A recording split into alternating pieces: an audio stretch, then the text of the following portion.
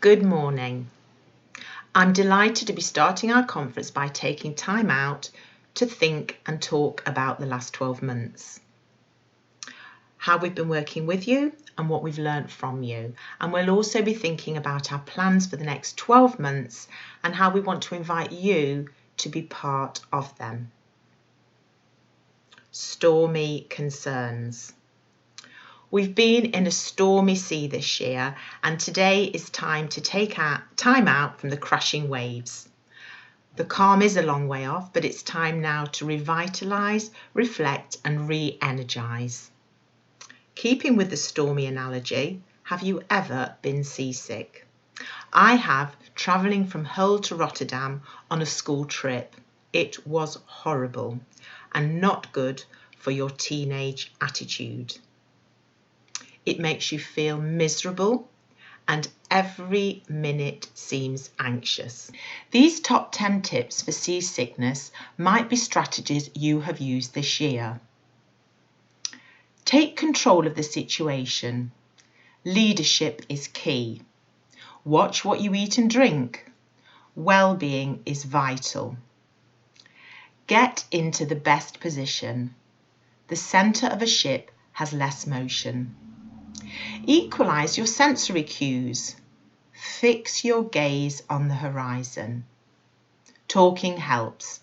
Simply telling sailors they won't get seasick is a proven prevention. Get desensitised.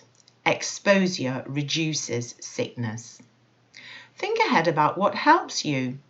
Get in touch with your pressure points. Avoid unnecessary pressure. Ride it out, it will get better. And when all else fails, seek professional helps. These are strategies we have been using and promoting with you. Forum networks. Well, I joined Forum Strategy in March of this year and thought that I'd be meeting with you in person, building our networks and developing relationships. In my first few weeks, I was honoured to meet with Sir Steve Lancashire and interview him, and also meet with the cohort of Being the CEO programme. Then lockdown happened and all our plans went up in the air. We reconfigured what we were going to do and we listened to members' views and structured our programme so that we could meet with you in virtual ways. We invited leaders from the private, public and third sector to get us thinking, lead discussion and stretch our minds, leading us through troubled times. Some of our network speakers include Dr. Homer, CBE, Dr. Nigal, Emma Darcy, Mark Gallagher, Emma Knights, Ernest Jenas and Johnny Utley, and many, many more to mention. Thank you for joining us in those conversations and taking time out to tell us what worked and what didn't. We created summaries after the sessions that you will be able to discuss and share with your teams. Our speakers fed back that they would have liked to have seen more of you, but we felt it probably wasn't right to mandate that. People and purpose. The theme of our conference this year is people and purpose, and during our conversations with you, we've heard loud and clear that you have put your people at the centre of your actions. Just as Yusuf has passionately shared, working in the NHS, if organisations care and listen to all the people that work in them, their moral purpose can be worked out in effective and efficient ways. Do listen to his TED Talk, it is inspirational. The stormy challenges were shared, physical and mental health were at the centre of your thoughts regarding your staff teams, students and all the learning at distance that was taking place. Online learning, free school meals vouchers, procurement, difficulties and costs, hand sanitizer sales soared. Public pressure and misinformation, varied union views, the exam fiasco, constant and changing DFE guidance night and day, and now the test and trace challenge. As a network, you rose to the challenges and supported your peer CEOs and COOs, sharing ideas, strategies, resources and stories, and often just lending an ear to each other. The power of networking has never been so crucial. We've been struck by your desire to do the right thing for the communities you serve, and we recognise that you're people too. You have your families and friends and your own concerns. Forum partners. We've been capably helped through the storm by our key partners, who you met in the opening video, and we'd like to formally say thank you to.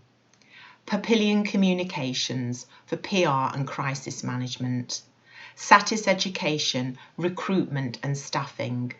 Schools Advisory Service, wellbeing services for staff and pupils. The Key, resources and guidance. And Wrigley Solicitors, legal advice and guidance. After a summer's sunshine and rest, September is normally a time awash with buoyant energy, renewed vigour and ambitious, ardent aspirations. But now this valuable energy is often being diverted and weathered to continually storm manage, damage limitation, testing and lockdown possibilities.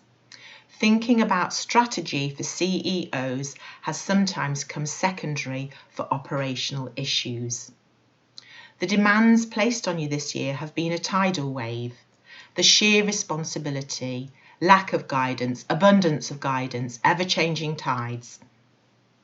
Some leaders have been more isolated than others, and this has added an additional pressure for them. Most have risen to the enormous challenge with fortitude. You've galvanised your teams to work together against the storm. Being part of a MAP CEO has circumvented the storm easier. You've talked about the importance of your school business executives in regard to premises, resource management, finance, HR, procurement and communications.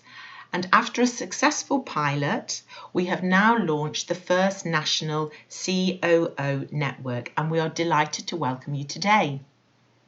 Trusted MAP leadership centering on people and purpose has increased positive actions and well-being and decreased negative knee-jerk reactions under constant pressure.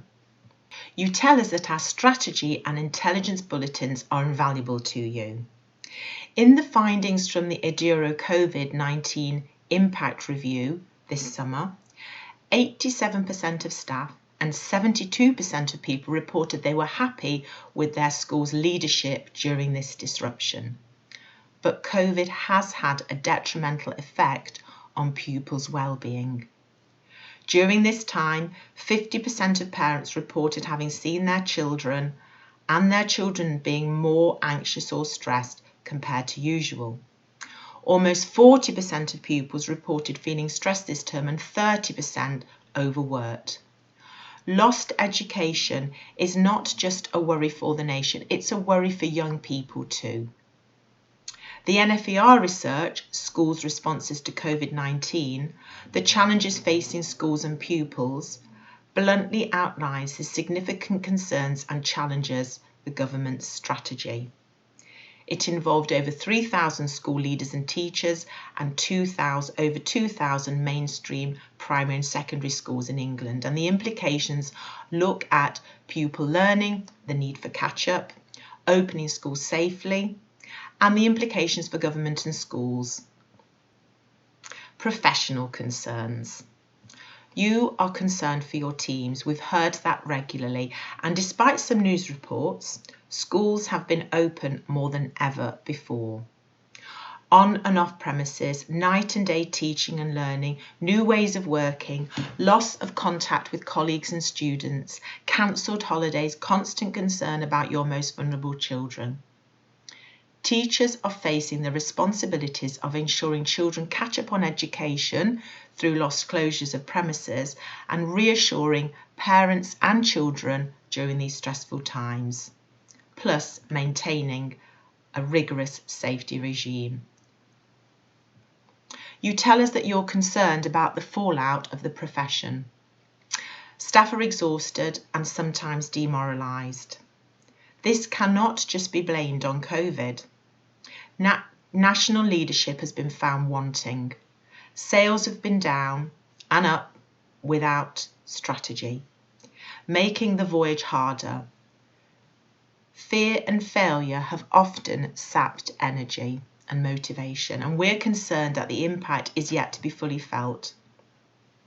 As executive leaders reflect on national leadership and its sometimes apparent disrespect of the profession. Our own wellbeing group for CEOs had DFE representation, and we echoed loud and clear that sending out policies at weekends and constantly updating guidance was unhelpful and showed a disrespect to the profession. Children's wellbeing. We know that you are very concerned about your children and young people more than ever before. And there's stark evidence to back your concerns. The Children's Society 9th Annual Report on the Wellbeing of Children in the UK demonstrates this.